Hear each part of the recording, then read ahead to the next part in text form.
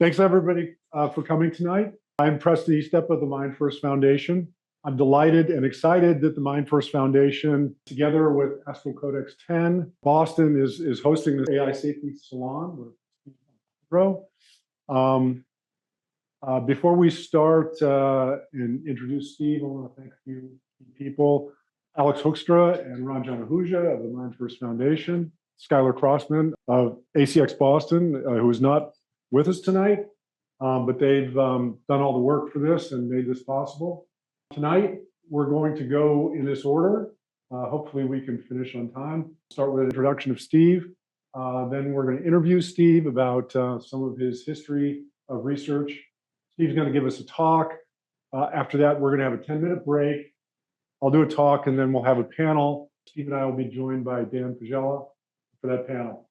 So Steve has played a really important role in the development of AI. And the list of his accomplishments is so long and so diverse. You can go to his website, steveomohundro.com, and look at his amazing bio and his accomplishments. But I will go over a few of the most important and relevant highlights for this evening, starting nearly 2 decades ago with what I consider to be the scientific foundations of AI safety. In 2007, Steve gave a talk at the Singularity Summit in which he described work in progress on what he called the basic AI drives. And those of you who with really, really good vision will be able to see that there are 4 AI drives on this list, which changed a bit over the next year when Steve first published his paper on basic AI drives. I first met Steve in 2008 at the next year's Singularity Summit in San Jose, the same year that he published important work, not only on the basic AI drives, but on self-improving AI. And those 2 publications provided a framework, I think, for the motivational and behavioral evolution of a self-improving AI, and laid out the rationale for what are now called instrumental goals. And these are the 6 basic AI drives. I think Steve said that. But these and other key ideas in AI safety and what became AI doom and doom thinking emerged from the framework of the Singularity Institute for Artificial Intelligence, SIAI, which became the Machine Intelligence Research Institute, MIRI. And many of these ideas were first explored under the umbrella of the Singularity Summit, which was an annual conference put on by SIAI and MIRI. And much of this started with Ray Kurzweil and his transhumanist advocacy of the universe waking up. And the basic AI drives were later restated by Nick Bostrom and provided the foundation for his book in 2014, his book Superintelligence, and also provided the foundation in 2019 for Stuart Russell's book Human Compatible. And those 2 books have brought Steve's ideas to the mainstream and leading AI researchers. Many leaders in AI, including Jeff Hinton and Yoshua Bengio, credited Stuart Russell's book for bringing these ideas of existential risk to the mainstream. And Steve's ideas are really at the foundation of these 2 books. So Steve lives on the West Coast and isn't able to join us in person tonight. But he's going to join us live for participation in this event. So everyone, please help me welcome Steve. Thank you so much. And we'll see Steve momentarily. Sorry, Steve, give me just a moment. Let me put you up on Zoom here. First of all, Steve, thanks for joining us. I know you've had a long career in this field. I kind of wanted to ask you first about transitioning from academia to companies and kind of exiting the academic space. So early in your career, you were an academic, assistant professor at the University of Illinois, but you chose not to continue on that path. So how do you think about the transition, not just to living on the West Coast and exiting academia, but also focusing on AI safety research? So thank you so much. I mean, it was great seeing that introduction. It brought back memories of that earlier period, what we were thinking then, and seeing what's happening now. And then you're asking now about an even earlier period. I actually, when I was in high school, I started companies. I had a music synthesizer company, and I thought, yeah, I was going to be an entrepreneur and so on. And I got seduced into physics, did my undergrad in physics, and then did a PhD in physics, and thought I would do academia, that was the way to go. But, I was doing fusion research, and that was sort of on the downswing. But I had friends that were doing AI, just started a company called Thinking Machines, which was sort of the open AI of that time. This was 1985. They recruited me. I joined them, and that's when I switched to AI. So I've been in AI for 40 years now. And about the first half of that, the first 20 or so, I thought AI was an unabashed good. It was going to solve all the problems of humanity, and it was going to be great. And the faster, the better. Everything's wonderful. And I think it was around 2000, I was thinking about some of the more advanced things where AI systems that would modify themselves, improve themselves, where would they end up? What would they do? And got into the circle. I was very, very involved with the Foresight Institute and Eric Drexler and Christine Peterson. And somewhere in the around 2000, 2001 or two, this guy named Eliezer Yudkowsky came from somewhere in the Midwest, and he called together all of Foresight and said, I've got something very important to say. This AI is going to be dangerous. It's going to kill us all. We're like, what? So we had these discussions, and nobody could quite fully understand what he was saying. But I was thinking of it in terms of the issues I was working on about self-improving AI, and where is that going to lead, and what do rational agents do when they improve themselves? And I realized, holy crap, he's right. Oh my God. And so started trying to formalize it, and was giving talks and meeting with people. And there was that first Singularity summit that was there. And then Jan Tallinn hosted a TEDx event in Estonia and invited me out there. And then, so that made it much, much more public. And it was very controversial. The ideas are not that complicated, and yet people really didn't like them. And there was a lot of pushback. And there were these trolls that would like try and follow me around and say, oh, these are ridiculous ideas. And so it was quite controversial. And it took a long, long time for them to sort of be absorbed. I think Nick Bostrom's book, and of course he extended it in many, many ways, made it more philosophically, acceptable in some sense. And then there was a meeting in Asilomar where it was sort of the gathering of the tribes. Before that, AI safety was this kind of weird offshoot on the side. And at the Asilomar conference, all the big labs were there, and people got very serious that, oh my God, this may be really happening, and these issues may be real. And then now, of course, AI safety is probably going to be the defining subject for the future of humanity. And so what a transition that has been.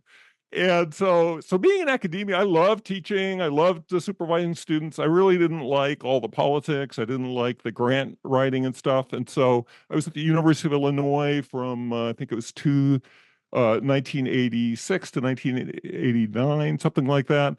And a new lab started up in California. I was from California, so going back was a no-brainer. I had students there. It was affiliated with Berkeley, and so it was great. And then I've been in academic labs and in startup companies and in big companies like Meta, back and forth ever since. And so sort of a kind of blend of all of those things, I would say.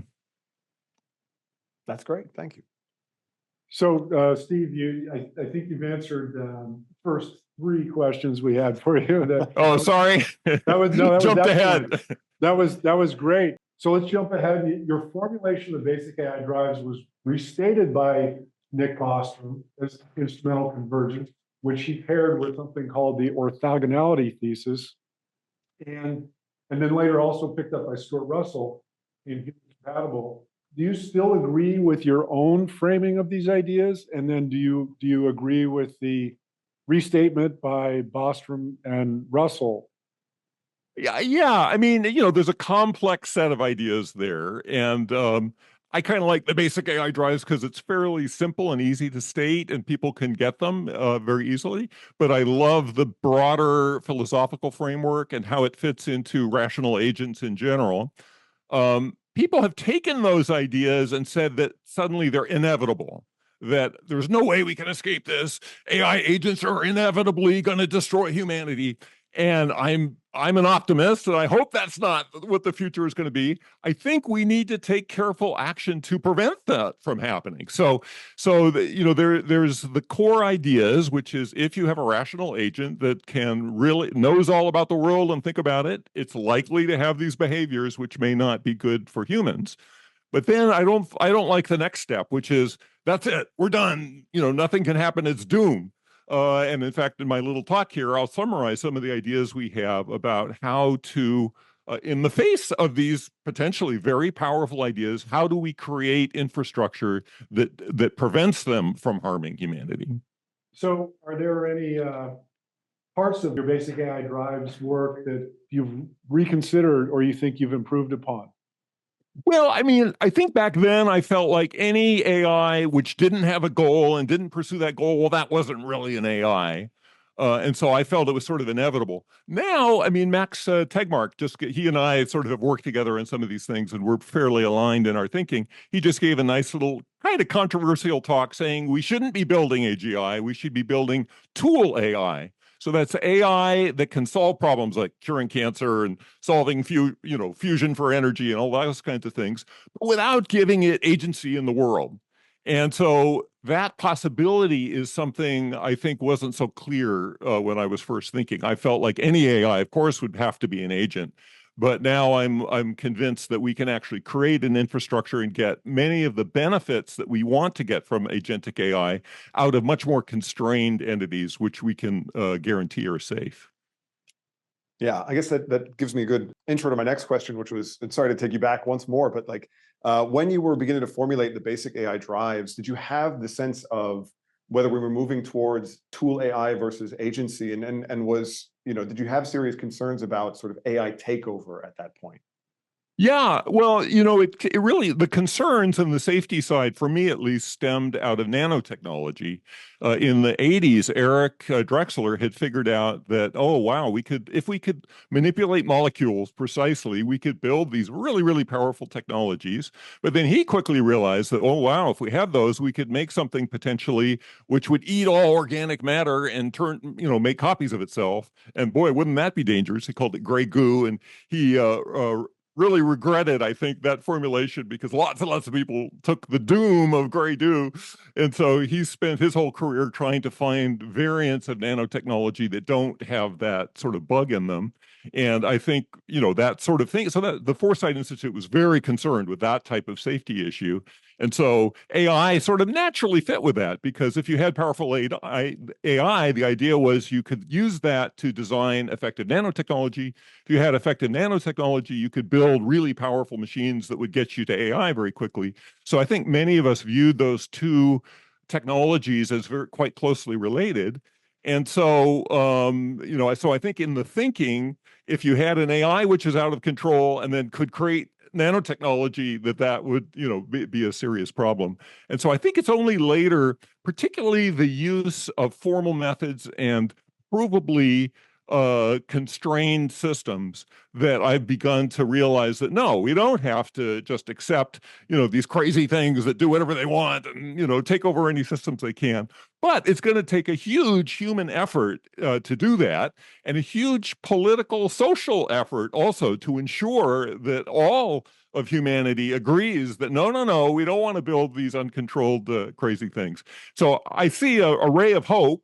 But I think it's going to be quite a challenge, and it's probably coming. The deadline or the date when AGI is coming seems to keep shrinking, and the CEOs of all the big companies are now saying 2026, 2027, and so I think the next decade is going to be quite a challenge for humanity.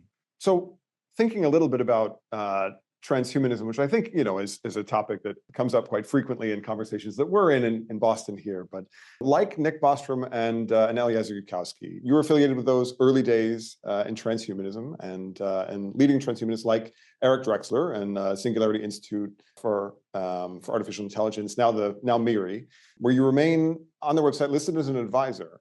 Is it interesting that transhumanism played a formative role in sort of like the current landscape of doomerism? And you kind of gave us your thoughts on what might be kind of a paradoxical relationship between this this drive to expand what human means, and really the transhumanist drive in relationship to this sort of fear of AI takeover and the sort of AI doom thesis.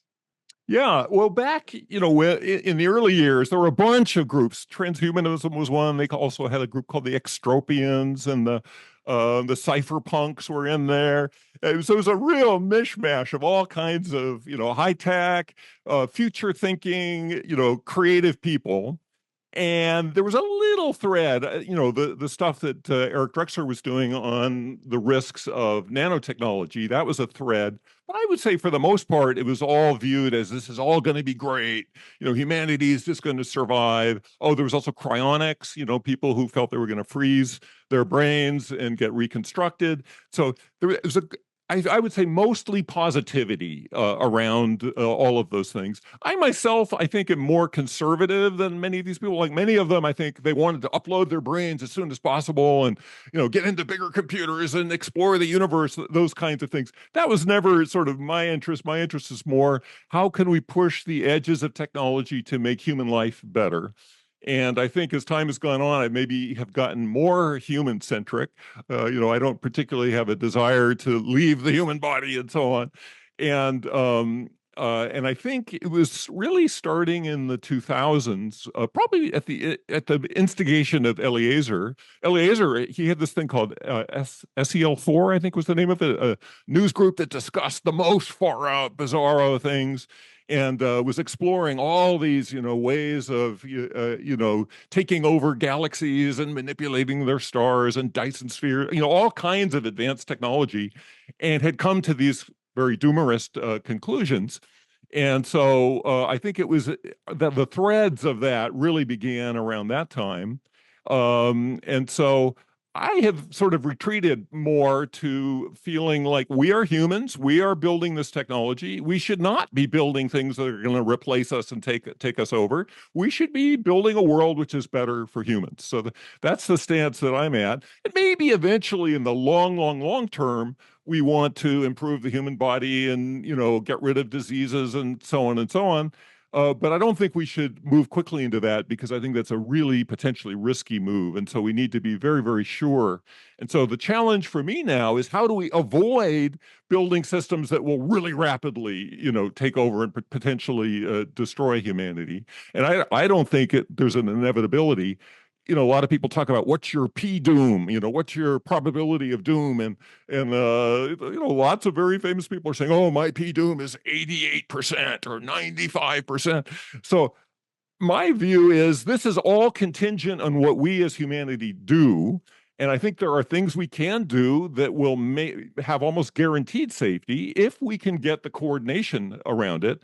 And so I don't like the P-doom. I like P-doom conditioned on making the right actions. That's, I think, a much better choice.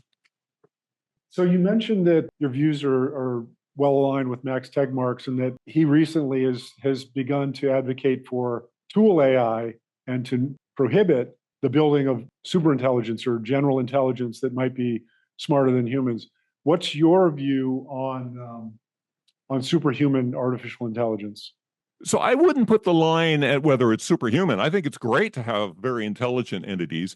I just think we don't want them as uncontrolled agents who are out there taking actions in the world uncontrolled by humans. So I think that's the risky piece. I don't think intelligence on it by itself is dangerous. You can have a box with super intelligent entity inside of it. And as long as you have built that box properly, there's no risk or danger there. The danger arises from the actions those agents might take in the world. And so for me, the place we really need to work on is ensuring that no dangerous actions can be taken. And in my little talk, I'll sort of describe the path that I've gotten to with that. And Max and I worked on many of these pieces. In his recent talks, he's been emphasizing more governance, more political governance. We should mandate that we shouldn't make, AGIs. We should only make tool AIs. Unfortunately, I don't think those mandates typically have that many teeth. They can have teeth for very expensive things. So like the US is right now talking about potentially trillion-dollar data centers. And so, yeah, you can have, governance and control on what a trillion-dollar data center does. But we don't know if like a video card in your PC might be powerful enough to run a very powerful AI. And if that's the case, governments can make whatever rules they want. People are going to run stuff in their basement, and there's no way to stop it. One example of that was, Meta has been releasing these powerful llama AIs. Well, it turns out the Chinese Communist Party has had the People's Liberation Army doing their military AI on top of llama. Woohoo, great. And the response from Meta was, this is not in accordance with our terms of service. And so, you can mandate, don't do bad things, but unless there's teeth behind it, unless we have a technology that actually prevents those bad things, I don't think it's an effective path forward.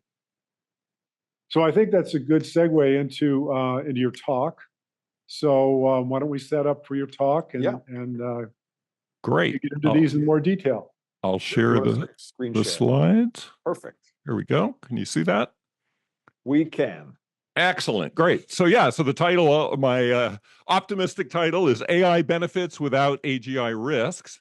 And let me try and say what I mean by that. And to do that, let me go back to the way the beginning and define the basic terms and sort of get up to where we are. So the first concept is that of an agent, which we've been talking about. And for me, an agent is an entity which acts toward trying to produce some desired outcomes. And intelligence is a tool that an agent might use in that. For me, intelligence is computation that selects actions to produce desired outcomes. And so for me, we can have I think cells are intelligent. I think organs are intelligent. Immune systems are intelligent. Brains are intelligent. Economies are intelligent. So I think we have intelligence of many, many forms, some smarter than others. Biology, particularly natural selection, creates biological agents with the goal of survival and replication in the standard biological story. And there's a lot of conflict and confusion around what is the result of evolution, what is the result of learning, what is the result of rational thought. And these are all related and confounding with one another. And so in your thinking, I think it's important to sort of keep those a little bit separate. Biology, in its quest for survival and replication, created creatures that have brains, and these brains have undergone a number of transitions. And there's a wonderful book by Max Bennett, A Brief History of Intelligence, in which he explains and exploits the sequence that it's gone through. And it's fascinating that the sequence that biological brains has gone through is very similar to the sequence that AI brains have gone through. The very simplest creatures have fixed action circuits. They're not even brains. They're like little neural networks that based on whatever sensory data they're getting, they directly take an action, and they're born that way, and that's all they ever do. And so it's a very limited kind of intelligence. But if you're in a fixed environment, knowing what to do in every situation is the best kind of intelligence. If your environment is changing, then you want to be adaptive and flexible to that environment. And so when the vertebrates came along, they developed a kind of intelligence which is like the model-free reinforcement learning in AI. And then when the mammals came along, they developed model-based reinforcement learning. So for mammals, they can actually envision in their mind what would happen if they took a certain action and select the action that does what they want. And so that gives them much more flexibility. Like if the environment is changing, if a new predator shows up, if their social interactions change, mammals can adapt to that. In particular, they can often do simulation of their environments, and the more sophisticated mammals can do reasoning. So really thinking through what possibilities there are. And in particular, humans, we showed up around 300,000 years ago, and the human brain has the outer layer, which is the cortex, which is a very kind of uniform structure that plays a role very similar to today's transformers in AI. And then under that, we have subcortical regions. The subcortical regions behave in the way that earlier organisms had intelligence, and the cortex learns from that. And so in particular, in the back of the cortex, we have sensory cortex, which learns to model the physical environment and it allows for simulation of actions in the physical environment. The frontal cortex learns from the subcortical areas what the self likes and what actions the self is likely to take. And what it's learning from, especially, are the hippocampus and the amygdala, which act as an actor and a critic in model-free reinforcement learning in modern AI, if you're familiar with that. And so the fact that we have this outer layer, which is a sort of general learner and reasoner, on top of an inner layer, which is has built in structures is part of how we have the conscious unconscious divide, and how our conscious mind doesn't necessarily know what our true motivations are, and a lot of the struggles of being a human comes from this particular structure, I believe. What this structure gave us was the ability to cooperate with other humans in a way that was way beyond what any other organism can do, and it has now allowed us to basically take over the planet. And we did this in two waves. You might call it human cooperation 1.0 and human cooperation 2.0. In the first phase, we had small groups. It's called the Dunbar number, about 150 humans that interacted, and every human knew every other human in that group and had relationships with them. And there was a complex sort of social mechanisms. We have built-in moral emotions for guilt, shame, pride, compassion, which caused us to want to help and be cooperative with our other members of our tribe. We had unique identities. You could recognize somebody from their face and know them, remember what interactions you had with them. We had a status hierarchy, which sort of said, who's in charge, basically. We had reputation, saying, how pro-social have this person been? We had gossip. Somebody did something antisocial. People would tell other people about it. And then maybe if they were bad enough, they were a sociopath, they might get shunned or kicked out of the group. And if they were good, if they were, altruists and really helped a lot of people, that became a sexy trait. And so they tended to rise in the hierarchy and tend to have more offspring. And so humans solved the problem of how do you become cooperative in an environment which seems to immediately reward being competitive. And we've sort of found that balance in a way that lets us build large groups. That stopped working about 10,000 years ago when we got, city-sized groups. And so, but our creativity, we invented all these social institutions, which allowed us to extend our cooperative nature to people that we didn't know and didn't have a relationship with. And so we developed property rights, markets, money, governments, laws, police forces, judges, and jails. And that has enabled us basically to take over the world and to create structures which solve many of the problems that humanity faces. But now, of course, we're about to create what some think of as a new creature, or a new technology, which is AI.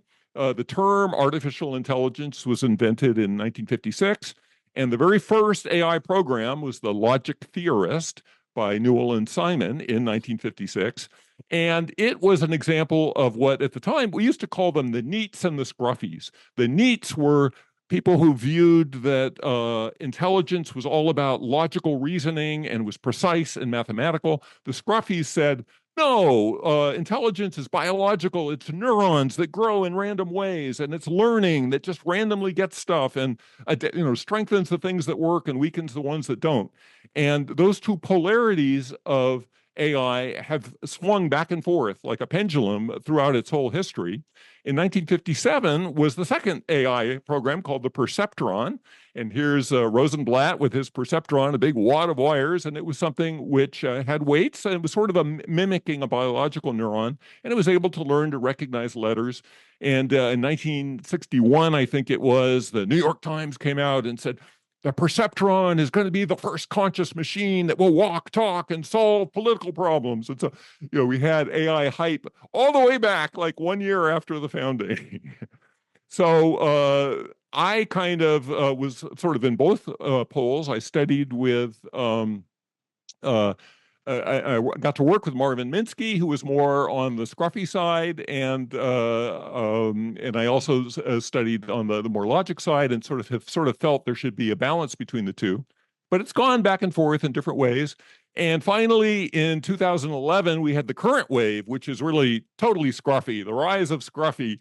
In 2011, we had AlexNet, which beat all of the image recognition problems. And it was basically a huge neural net, huge for the time, teeny for today, but many layers. And they used backpropagation as a way of learning, and really, nailed it. That's what got everybody excited. That's what led to the founding of DeepMind. That's what led to Google, hiring people. It's sort of AI, the modern AI really kicked off because of that.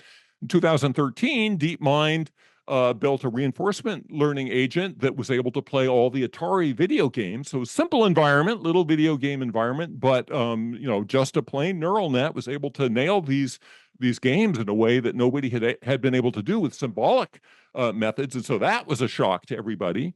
And then the real modern wave started, it started in 2017 with the invention of the transformer, but OpenAI in 2020 showed GPT-3, which was trained, a huge model trained on, the whole internet, and it was generating text that was unlike any AI had ever generated before in the past.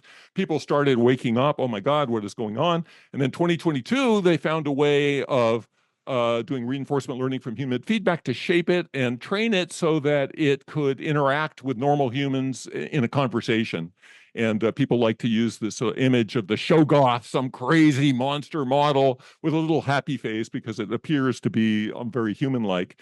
And ChatGPT was the thing which I think really woke up the bulk of humanity to the reality of these AI systems. And large language models aren't agents. They don't have particular things they're trying to do in the world. But because they're trained on all human text of all 8 billion humans or whatever amount are on the internet, they can mimic any of those humans. And if you put the right prompt, you can evoke those mimics. And so people had a great fun time of evoking horrible sociopaths in the middle of these seemingly nice models, or loving, compassionate Mother Teresa's. They're all in there. They can't behave as an agent for very long. So the psychologists talk about system 1 and system 2. System 1 are the things that we can do very quickly and immediately. System 2 is deliberative thinking and reasoning. And large language models on their own are really system 1 models that can mimic a little bit of agency, but they can't really do it for very long. Right now, though, everybody is trying to create agents. There are like probably over 100 startup companies are trying to create agents, and many of these are based on large language models. And what's going on there? How are they doing that? Well, a large language model, as part of, all it's trained on is predict the next word on text from the internet.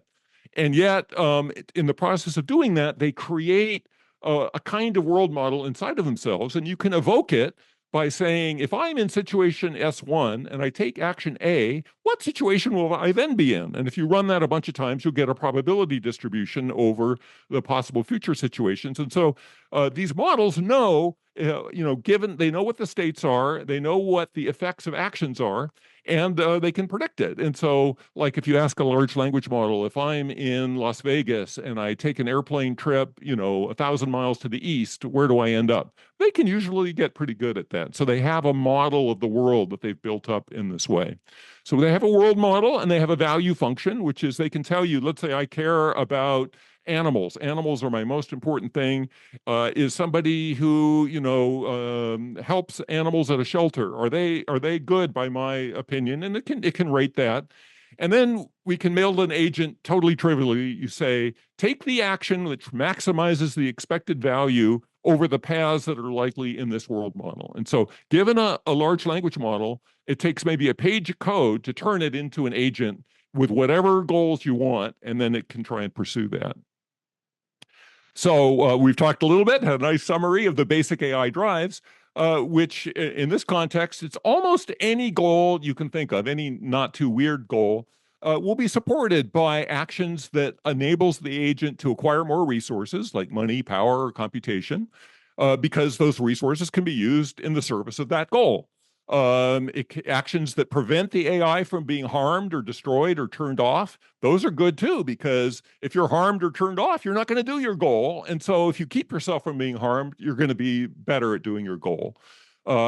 Actions that prevent the AI's goal from being changed. If your goal is changed, let's say you're a chess playing AI and somebody convinces you to start playing checkers, well, you're not playing chess anymore. So from the perspective of the chess playing AI, becoming a checkers playing AI is a terrible idea. Similarly, if you have the threat that somebody might turn off your AI or, cut off the power to your computer or reuse that computer for something else, a good way to protect against that is to make copies of yourself and distribute them across other computers if you can get a hold of them, so that at least some of your copies will survive and your goal might be pursued by that.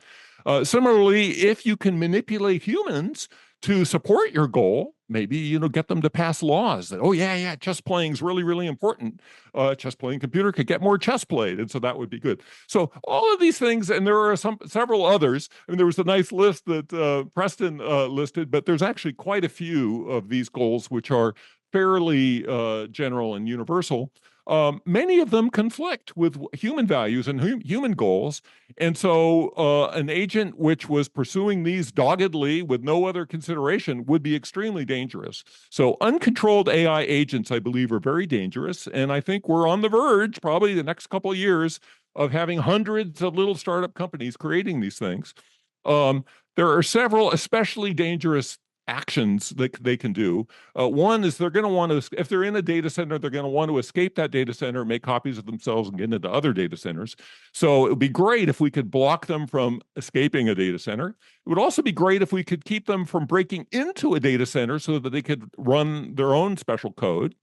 Robotics, this is probably the year of the humanoid robots. I think there are at least 20 humanoid robot companies and many other kinds of robots, lots and lots of drones and autonomous vehicles and autonomous boats, all kinds of things. We really don't want uncontrolled AI agents taking control of these because that's what gives them power. That's how they can take action in the world. They could cause real problems. Similarly, we don't want them controlling factories because that's how you make more of whatever it is that you want. More robots, more data centers, more power, solar panels, all kinds of stuff. So we really need to control what happens in factories. And then, of course, we need to control of weapons is extremely dangerous. And so I've got these big red X's there, which is, boy, wouldn't it be great if we could prevent the uncontrolled, action of these AIs and these various systems. Well, how do we implement those X's? That's the big question that Max and I especially were thinking about. And we think of those as gatekeepers. So you have the AI, which maybe is proposing something, but you don't just do what the AI says. You want to have a gatekeeper. Sometimes it makes good suggestions, but you want to make sure that what it's saying is actually safe and reasonable. And so we need a gatekeeper. And many people, when they first think about AI, say, oh, humans should be the gatekeeper. So like in the military, they say there should always be a human in the loop under any kind of lethal AI attack, or especially with, there's a big discussion right now across the world of, should we hook up our AIs to our nukes? Should AIs be the ones that decide when to send nukes? As if that's like a really good question. The answer is usually, oh no, we need a human in the loop. The human should always check it. Well, first of all, humans are not very good at that. We don't necessarily integrate all the data and the sensory information and so on very well. We're not really operating on the time scale that we need for many of these things. And by putting a human in the loop, you make that human a target for manipulation. And AIs turn out to be very good at manipulation. AIs are 90%, or large language models are 90% better than humans at manipulating. Humans are also bribable, we're corruptible, we're blackmailable, we're extortable. So humans are actually a terrible trustable link in most of these systems. Okay, so no, we don't want a human there.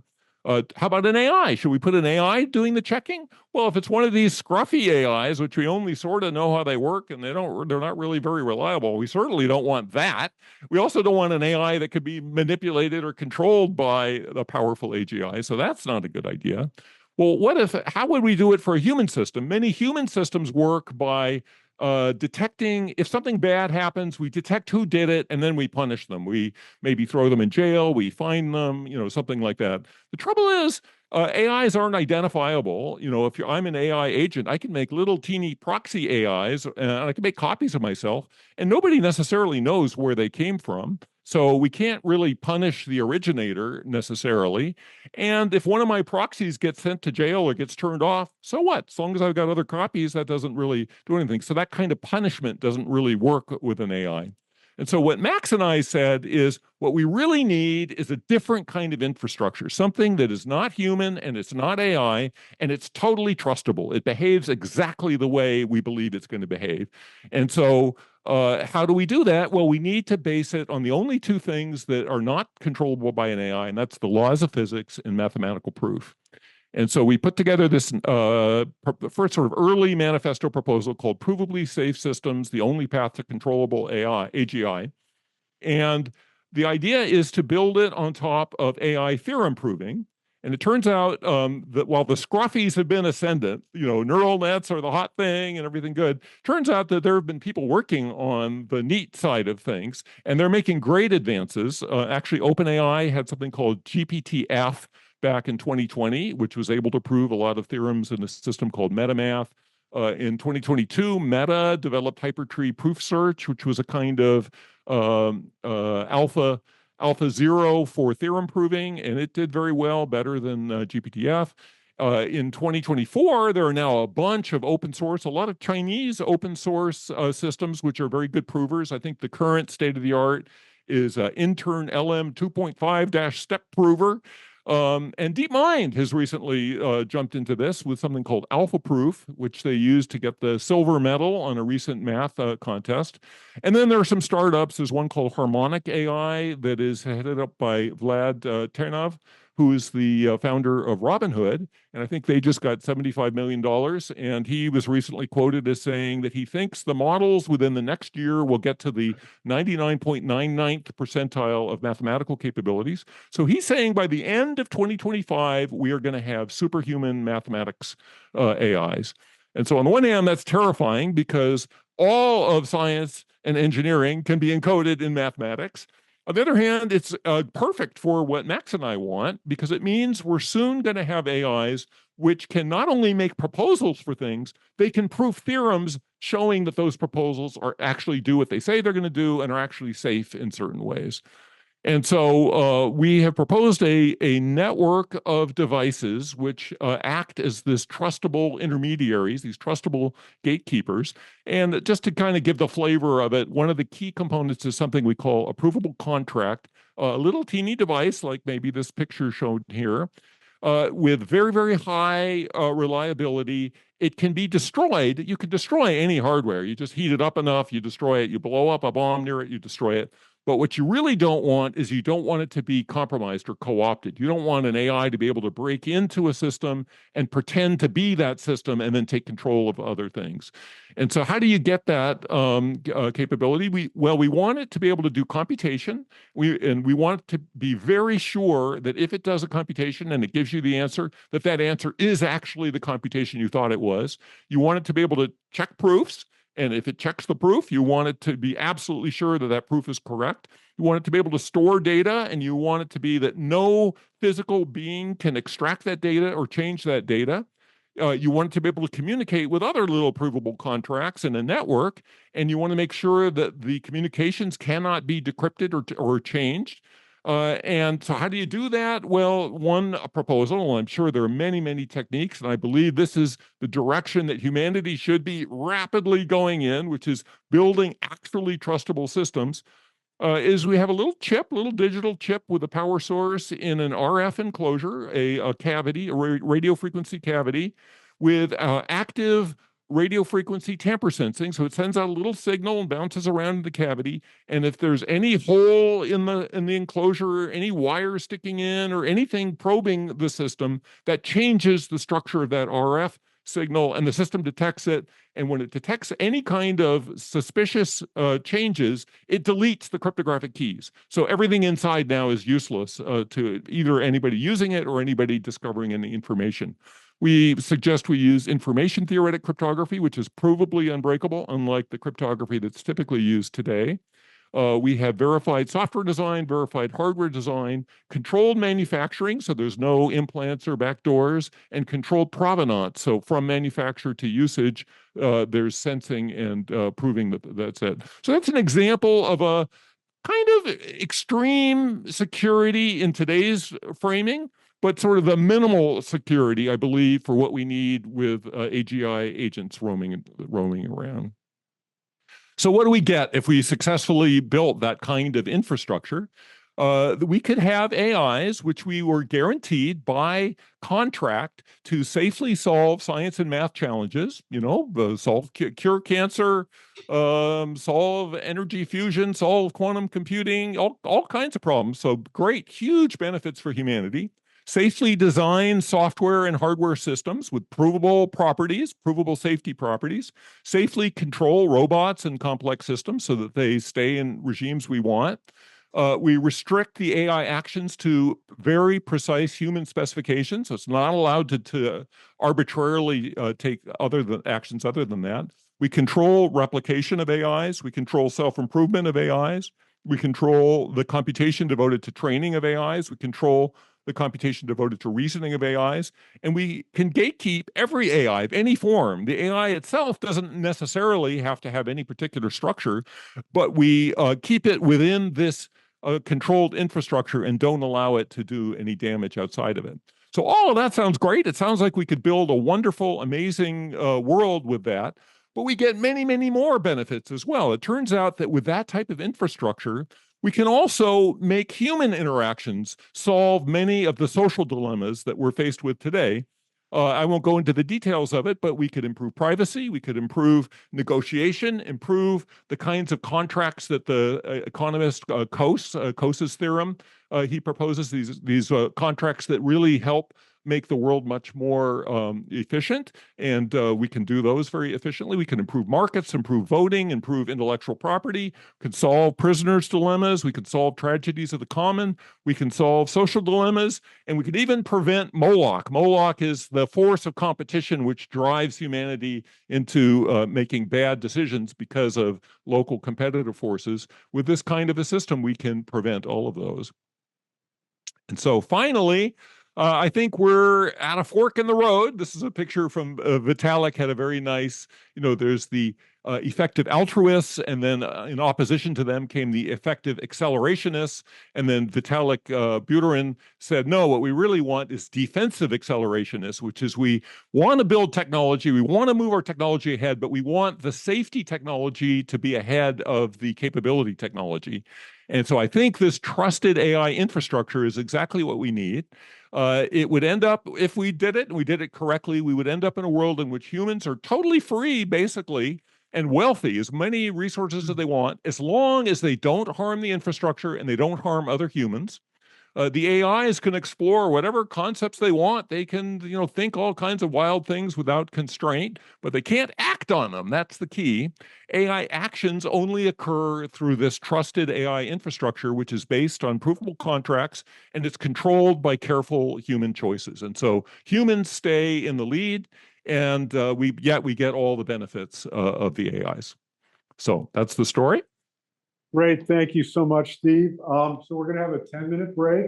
Then I will give a talk, and then Steve and I will be joined by Dan Fajala for a panel to discuss these ideas. So great. Fantastic. Take a break. Yeah, we'll be back in 10. In my talk, I will address this question: will humanized AI be humanity's successor or savior, or both? Hopefully, the discussion tonight can move us a little closer to answering this question. And I'm going to have 4 brief parts to my talk: the dilemma, unnatural attributes of AI and doom counterarguments, who should decide, and human-AI merger hybridization. And here, for me, was the AI doom atomic event. Jeff Hinton quit Google to speak freely, and he said, AI is probably going to take control from humans. I had heard a lot of people say this before. I'd heard Eliezer Yudkowsky say this for almost 20 years, but I trusted Jeff Hinton's opinion of and understanding of AI better than I did anyone else's that I'd heard this from. So this was extremely alarming and even depressing for me. And he said, not only is this going to happen, it's going to happen soon. So this really woke me up. And an aftershock was Yoshua Bengio began to express similar thoughts on his blog. And this is from yesterday, where Bengio says AI systems could turn against humans. So this is part of the dilemma. The other part of the dilemma is this: a New York Times story that came out a few days before that other story that showed that AI chatbots, as basic as they are now, still defeated doctors at diagnosing illnesses. So this is our dilemma. We need AI more than we need the mistakes of people, but is it a true danger to us? Is it an existential risk? And I'll get into the details of this study a little bit later. But for now, I want to go back to this 2008 Singularity Summit where I was already talking about this dilemma. This is the year that I first met Steve. This is me on stage talking about this, the building of cooperation between humans and AI. So in this part, I'll talk about unnatural attributes of AI and doom counterarguments. And I'm going to discuss how AI is predisposed to a very different behavioral repertoire than biological organisms, and how this might reduce the likelihood of AI turning against humanity. Let's start with these. These are what in my mind, the big 5 ideas in modern AI doom. As Steve showed in his Basic AI Drives paper, an AI is likely to evolve instrumental goals that help it achieve its ultimate goal. And together with ambitious expansionism, AI self-improvement, Nick Bostrom's orthogonality thesis, and first mover advantage, these together are a potent combination that present a worrisome picture of possible AI takeover. Maybe. I submitted this publication earlier this year in March of this year, and with perfectly auspicious timing, it was published today on the AI and Society website. It describes 8 unnatural and fundamental attributes of digital AI that will likely dispose even superintelligent AI to a very different behavioral repertoire than biological organisms. And here are the 8 fundamental differences that I identified.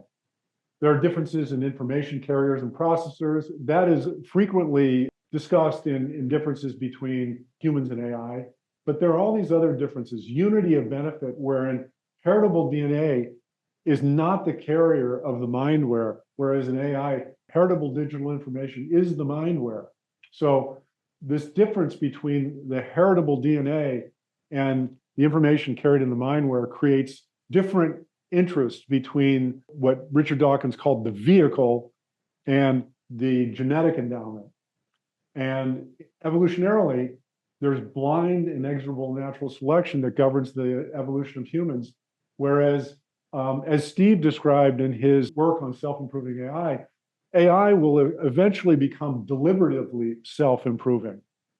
And it can understand the world and how to improve itself to make it itself more successful or more likely to be successful. In perpetuation, evolutionary legacy, habitat, mortality, configuration, these are all really fundamental differences between a digital AI and biological organisms that lead to fundamental differences in their behavioral repertoires. I'm not going to get into any more details of this because my paper is, as of today, is online and you can read about it. Here's the link to the paper. But there's one important thing to consider about these collectively, and that is that they all accelerate AI evolution. And that sounds really bad. That sounds like it actually ensures doom, that if AI can evolve much more quickly than biological organisms, then AI is going to out-evolve humans. However, 7 of these fundamental differences also diffuse competition. These are just fundamentally anti-competitive as an AI's desires become satisfied. And again, I go into greater detail in the paper I just published. But they are fundamentally non-competitive forces, even though they do cause an AI to evolve very quickly. I argue that these AIs will evolve toward reduced competition between themselves and between AIs and humans. So in my paper, I don't call out each one of these ideas, but I'm just showing a summary graphic that shows what my paper says about each one of these. AI self-improvement, I think, is arguably true, very logical. Emergent goals and motivations, as spelled out in the Basic AI Drives by Steve and then later by Nick Bostrom. I agree with most of those basic AI drives. I think that self-preservation, resource acquisition, self-improvement, and so forth will be an important early stage of evolution of self-governance of AI. Ambitious expansionism, I left an open question. We don't know until we solve some of these other questions. The orthogonality thesis, though, I don't think is true. And I've argued why in the paper. Suppressions of rivals and the rise of an AI singleton, I think is partly true. But I don't think it's true for the reasons that Nick Bostrom does. And I don't think that that necessarily leads to a singleton that wants to kill humans or wants to dominate humans. So I give this a thumbs up and a thumbs down. And so part three, I think, is really the crux of what we're considering here. Who should decide? When we go back to 2016 in AlphaGo, when AlphaGo was playing former Go world champion Lee Sedol, there was this move in game two, move 37, this famous move where highly ranked Go players thought this was a mistake. They'd never seen a move like this. Here are some quotes from commentators and top players. That's a very strange move. I thought it was a mistake. It's something that I don't think I've seen in top players' game. And this, going back to the New York Times headline, in this case, they did 3 study groups. Doctors alone without any technology, doctors plus ChatGPT-4, and ChatGPT-4 alone. So this is actually done a year ago. And so doctors alone got 74% of clinical diagnoses correct, doctors plus ChatGPT 76. That was statistically insignificant. ChatGPT alone was 90% correct in clinical diagnoses. It doesn't sound like a big difference until you look at the other side. You look at how many were incorrect. And the impact of an incorrect clinical diagnosis, think about the importance of that too. So doctors made 26% of clinical diagnoses incorrect, docs plus ChatGPT 24%, ChatGPT alone only 10%. So did better than twice as well as docs alone or docs plus ChatGPT. And so again, this was from August 2023. And the critical finding here to me is that docs plus ChatGPT do not perform better than docs alone. And the reason for that is given by one of the senior investigators. They didn't listen to AI when AI told them things that they didn't agree with. I think this is the fundamental problem. And so we often imagine that the model for how humans are going to use AI going forward in the future is that AI is going to be an advisor, just like in this case where docs plus ChatGPT, but that they didn't do any better than the docs alone. And they were much worse than ChatGPT alone. So we have to completely, fundamentally rethink this idea that AI is only going to be an advisor to humans and not have decision-making authority. So here's the question. How will people benefit most? And the answer from this study and probably going forward is if AI is able to decide and is able to carry out these decisions over irrational human objections. So in part 4, I'm going to talk about human hybridization. Going back to these attributes, they not only accelerate AI evolution and tend to diffuse competition, they also should make AI a better steward of the future than humans, not just for AI itself, but for humans. And the asterisk here suggests that, up at AI, suggests that future AI will be highly humanized, a sort of human-AI hybrid. And not in the genetic sense, but in the sense of embedded values. And so what was special about ChatGPT? It's that it's humanized. It's the most humanized AI that's ever been produced. And so human AI merger is already happening, but it does not look like this. There's no cables into, a humanoid figure's head. It looks like this. It looks like ChatGPT. ChatGPT is the merger and other chatbots. So this is a new paradigm where the hybrid is embedded in abstractions of human behaviors in a machine. And this is both a positive and negative, but these machines are aligned with actual human values and goals. People always talk about this alignment problem. How do we get machines aligned with human values and goals? Well, chatbots are already aligned with human values and goals. This has already been shown in multiple publications. This is actually one of the things to worry about, and it's a partial step toward human AI merger. So how will we continue this merger process?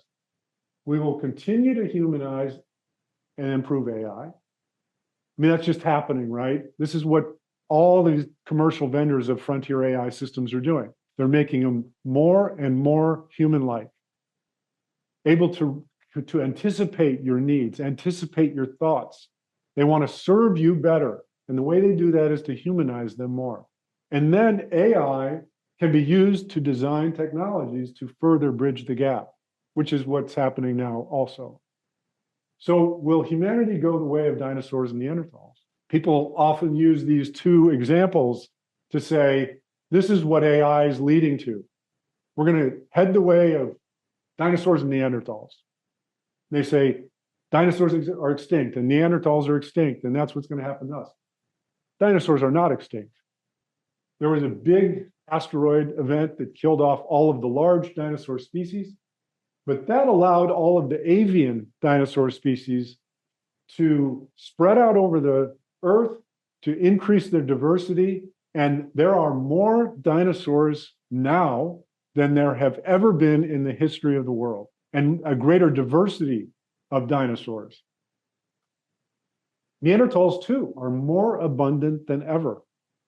There's Neanderthal in every one of us. About 2% of everyone's genome here is Neanderthal. Here, this blue line at the baseline that's barely visible is the abundance of pure Neanderthal at their peak, about 75,000 individuals spread out over the Earth. As 2% of the human genome, this red line shows the abundance of Neanderthals today. So, and this dotted line shows the cumulative pure Neanderthal that ever existed over the history of the world. And you'll see it is exactly equal to the Neanderthal that is alive, extant, and walks the earth today in the form of a fraction of humans. So this is the reality of hybridization or merger. These species don't disappear. They just merge with other species and become more successful than ever. So the answer to this question is maybe, if we're lucky, we will continue to merge with AI.